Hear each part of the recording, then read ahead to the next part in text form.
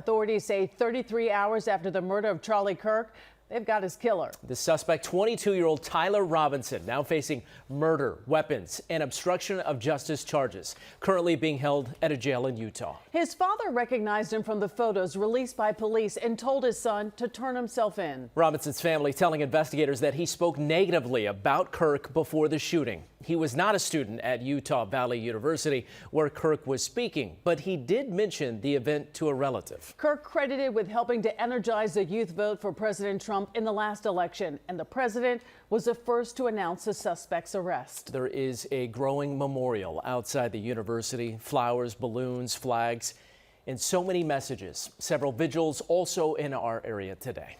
Eyewitness News reporter Lauren Glassberg is live in Brooklyn, but we begin with Josh Einiger in the newsroom with the latest on the investigation. Josh? Well, Sade and Mike, police say Tyler Robinson drove 250 miles to Utah Valley University Wednesday morning, changed his clothes to blend into the crowd, and then hid a rifle inside the legs, one of the legs of his pants, which made it hard to bend his leg. It looked actually like he was limping, but no one noticed. And investigators say he made his way to the rooftop he'd selected to take his shot.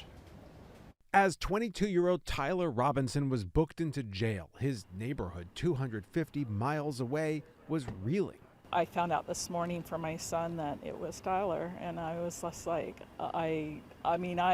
it hurts my heart. People who watched him grow up, stunned to hear he's the suspected assassin of conservative activist Charlie Kirk.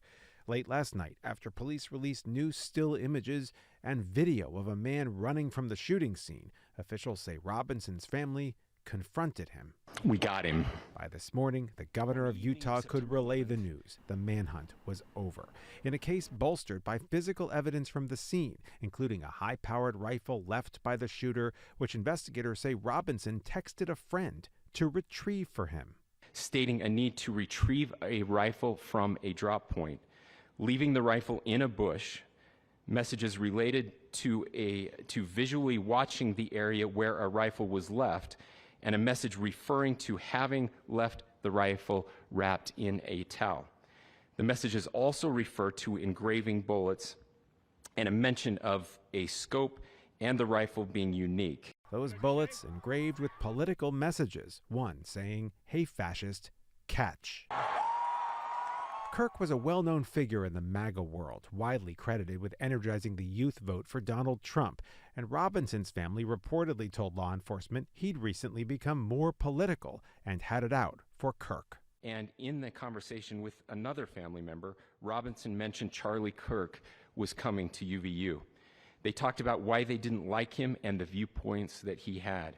Kirk was just 31 with 2 young kids. He'd founded the Republican advocacy group Turning Point USA, based in his hometown of Phoenix, where yesterday Vice President J.D. Vance flew Kirk's body back on Air Force Two, and where today a memorial grows. This was a really heartless act, and I feel so sad, and I feel like when we're trying to be silenced, we need to come together as a whole and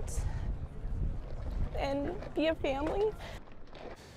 Robinson is booked for now on 3 different charges, including aggravated murder. He'll be formally charged in court early next week. Yesterday, the governor of Utah said the shooter deserved the death penalty, and prosecutors indicated today that's exactly what they intend to seek.